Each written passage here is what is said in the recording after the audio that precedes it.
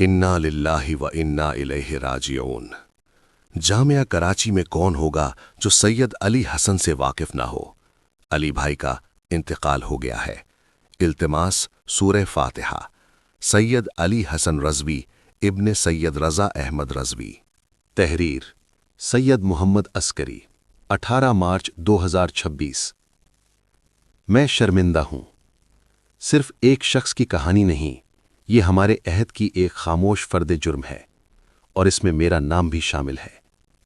मैं शर्मिंदा हूं। मैं व्हील चेयर पर बैठे शोबा अबलाग आम्मा के साबिक तालिब इल्म सैयद अली हसन से शर्मिंदा हूं, जो अब इस दुनिया से रुखसत हो चुका है और अपने रब के हुजूर पेश हो चुका है। मैं उससे शर्मिंदा हूं, इसलिए नहीं कि मैं उसे जानता था, बल्कि इसलिए कि मैं उसके लिए कुछ न कर सका। उसने मुझसे 2 बातें कहीं और मैं दोनों पूरी न कर सका। ये कोई 20 बरस पुरानी बात है। जामिया कराची के अहाते में यूबीएल बैंक के करीब एक कम उम्र लड़का व्हील चेयर पर बैठा मोबाइल टॉप अप कार्ड फरोख्त किया करता था। तलबा का हुजूम उसके गिर्द होता और वो बड़ी महारत और मुस्कुराहट के साथ सबको कार्ड दिया करता। एक दिन मैं भी रुका। उसने बड़े अदब से सलाम किया और मुझे मतलूबा कार्ड दे दिया। उसकी आवाज़ में झिझक नहीं थी, उसके लहजे में खुददारी थी। वो हाथ फैलाने वालों में से नहीं था, वो हाथ से कमाने वालों में से था। मैं उस दिन देर तक सोचता रहा कि ये लड़का माजूर ज़रूर है, मगर हारा हुआ नहीं है। फिर वक्त गुजरता गया और हमारी मुलाकातें बढ़ती गईं। वो सिर्फ कार्ड बेचने वाला नहीं रहा, वो एक ख्वाब देखने वाला इंसान बनकर सामने आया। मुझे मालूम हुआ कि उसे पढ़ने का जुनून है। वो नमाज जुम्मा में बाकायदगी से आता, मुझे देखकर मुस्कुराता, सलाम करता, हाल पूछता। फिर एक दिन उसने बताया कि उसने मैट्रिक और इंटर मुकम्मल कर लिया है और अब वो जामिया कराची के शोबा अबलाग आम्मा में दाखिल हो चुका है। उसकी आंखों में उस दिन जो रोशनी थी, वो किसी डिग्री की नहीं, एक जंग जीतने की रोशनी थी। वक्त ने एक और मोड़ लिया।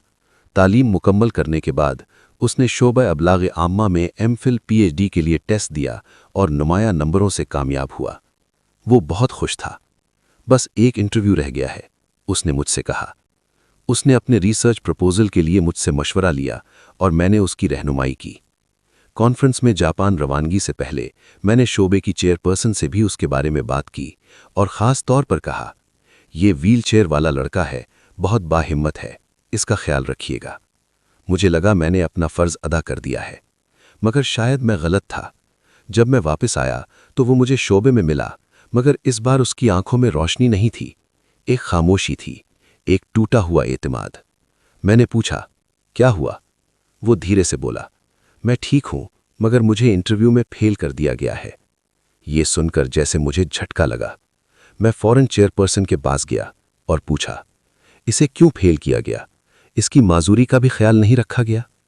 जो जवाब मिला वो आज तक मेरे कानों में गूंजता है। हम सड़क पर मोबाइल कार्ड बेचने वाले को एमफिल पीएचडी में दाखिला कैसे दे सकते हैं?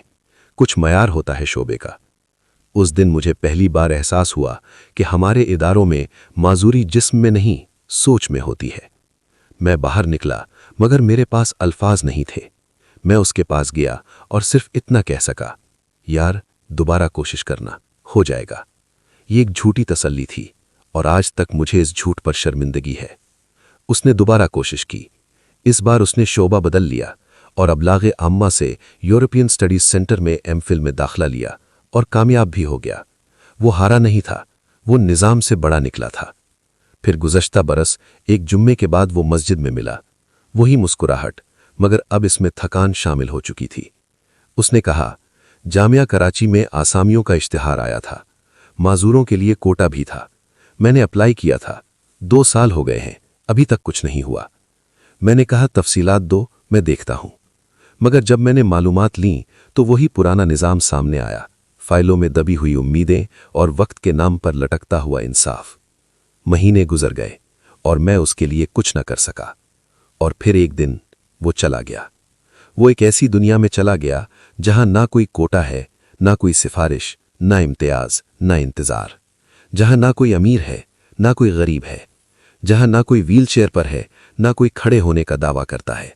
सब बराबर है। मगर यहां हम बराबर नहीं थे।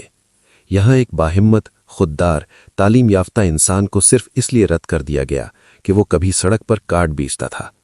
یہاں اس کے خوابوں کو فائلوں میں دفن کر دیا گیا، یہاں اس کی محنت کو معیار کے نام پر ٹھکرا دیا گیا۔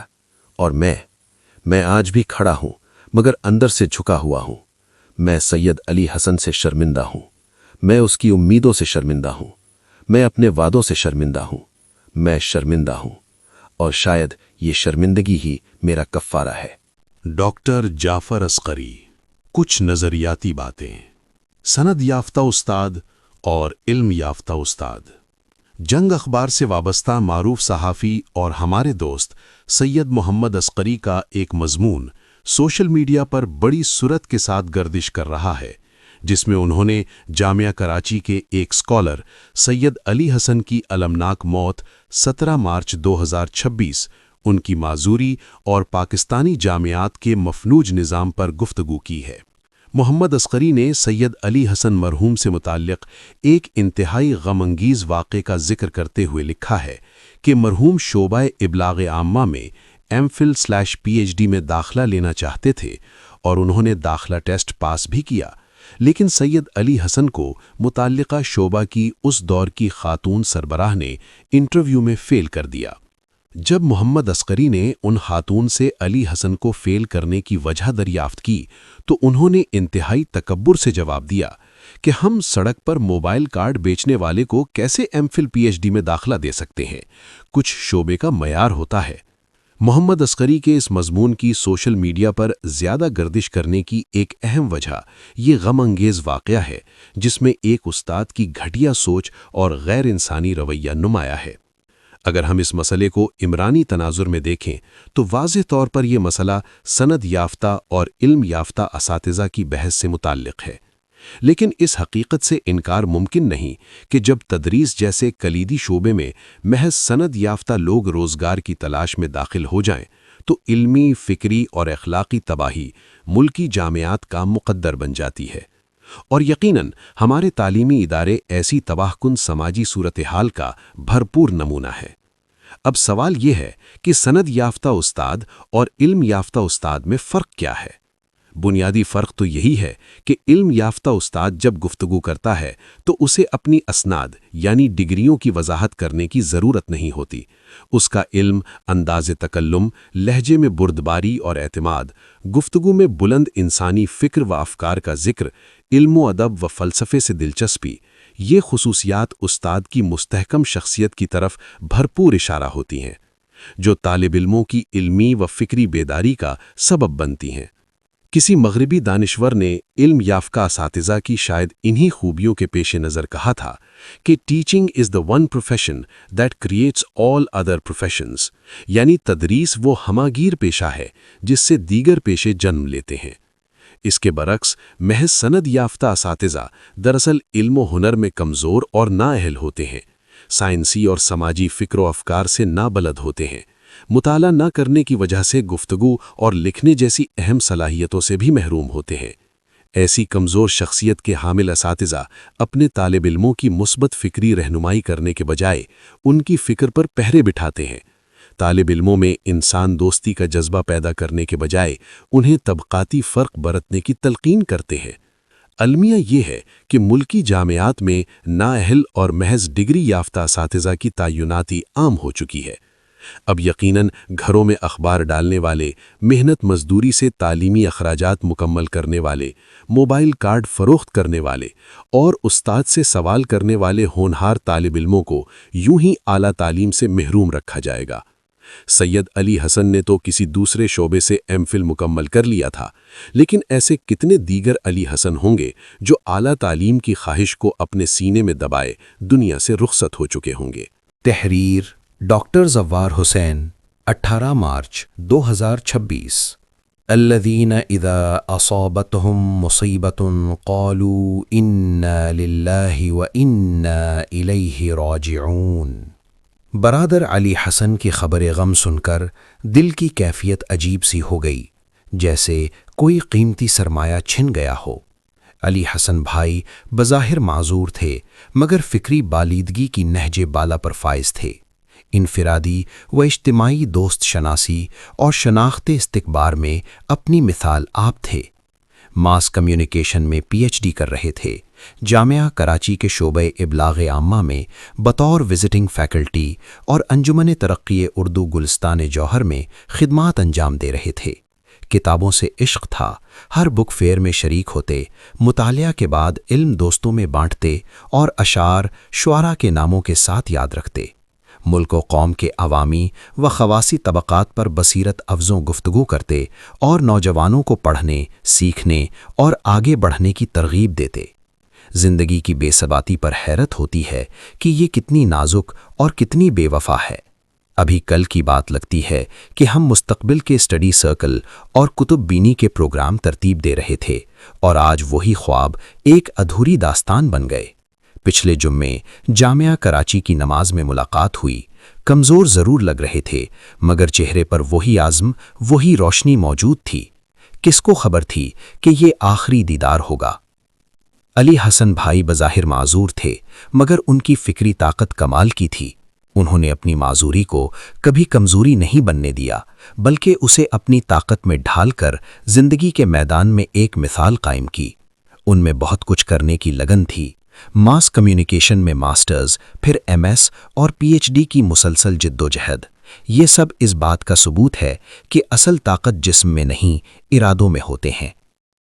وہ جامعہ کراچی کے شعبے ابلاغ عامہ میں بطور وزٹنگ فیکلٹی خدمات انجام دے رہے تھے اور انجمن ترقی اردو گلستان جوہر میں بھی علمی و ادبی ذمہ داریاں نبھا رہے تھے۔ ان کی علمی زندگی صرف ڈگریوں تک محدود نہیں تھی بلکہ وہ ایک فکری شخصیت تھے جو علم کو جیتے اور بانٹتے تھے۔ کتابوں سے ان کا عشق ایک زندہ روایت کی طرح تھا۔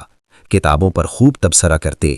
کراچی کے ہر بک فیئر میں ان کی موجودگی گویا لازم تھی۔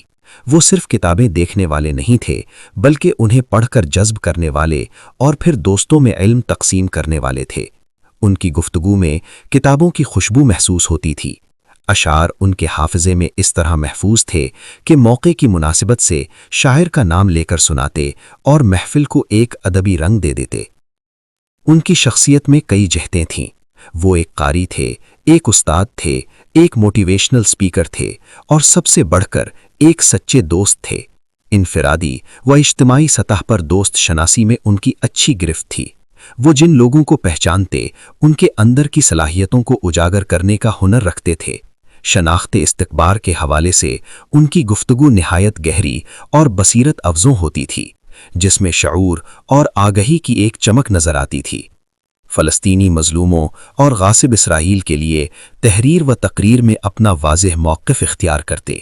حالیہ امریکہ و ایران جنگ اور اس کے علل و اسباب پر اپنا مضبوط و مستند حوالے رکھتے۔ وہ ملک و قوم کے مسائل پر بھی نہایت سنجیدگی سے غور کرتے تھے، عوامی و خواصی طبقات پر بھی گہری نظر رکھتے۔ زیادہ تر نوجوانوں کو پڑھنے، سوچنے اور سیکھنے کی ترغیب دیتے رہتے۔ ان کی اپنی زندگی ایک پیغام تھی کہ اگر انسان ہمت کرے تو ہر رکاوٹ کو عبور کیا جا سکتا ہے۔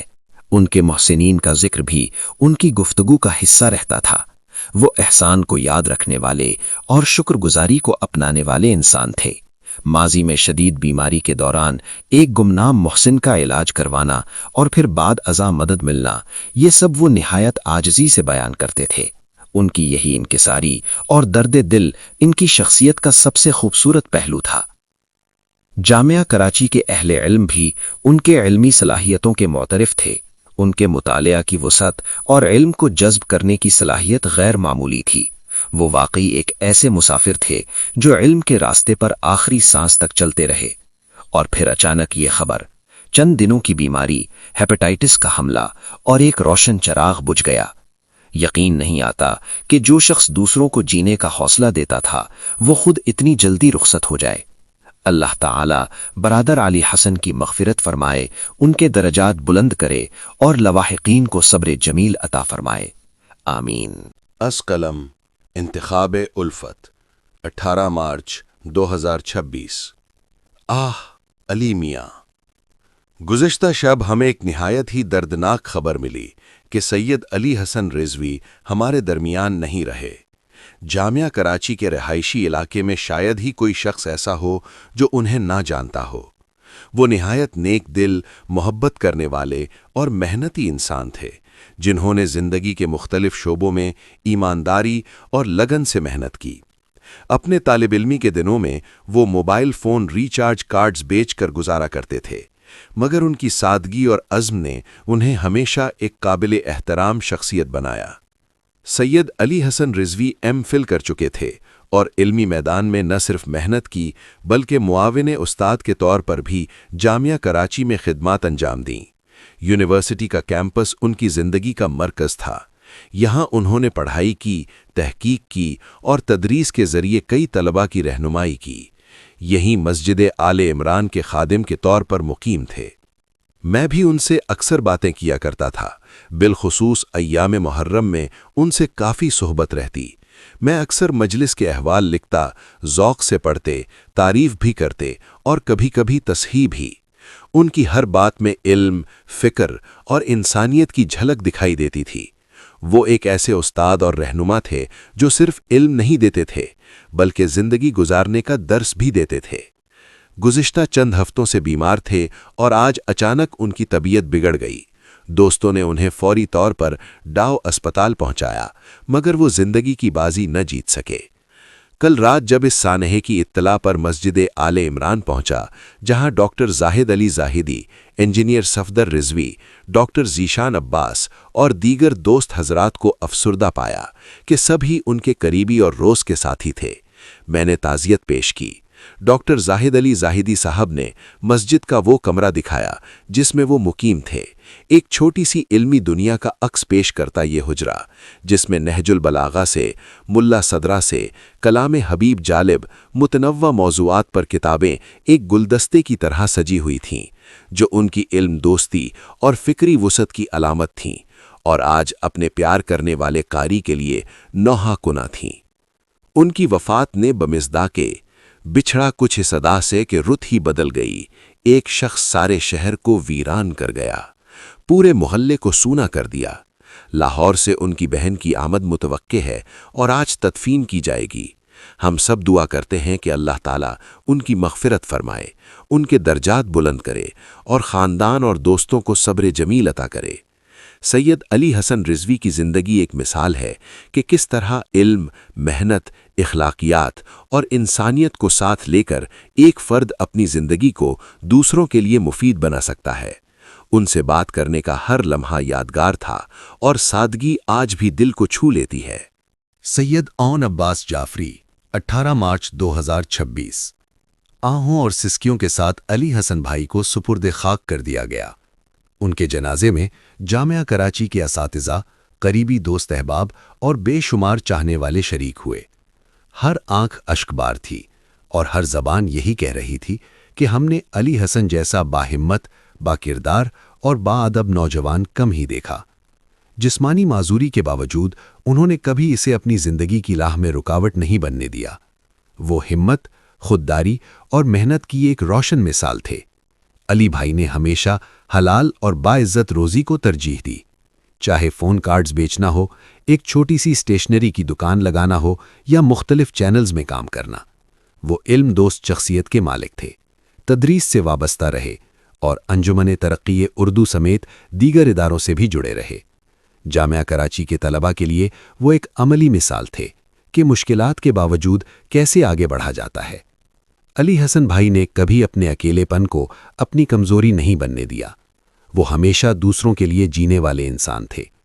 آج وہ ہم سب کو چھوڑ کر رخصت ہو گئے ہیں، مگر ان کی یادیں، ان کی جدوجہد اور ان کی مسکراہٹ ہمیشہ ہمارے دلوں میں زندہ رہیں گی۔ اور آج وہ موٹر سائیکل بھی خاموش کھڑی ہے جو کبھی علی بھائی کے ساتھ زندگی کے سفر کی ساتھی تھی۔ اللہ تعالیٰ علی حسن بھائی کی مغفرت فرمائے اور انہیں جنت الفردوس میں اعلیٰ مقام عطا فرمائے۔ آمین۔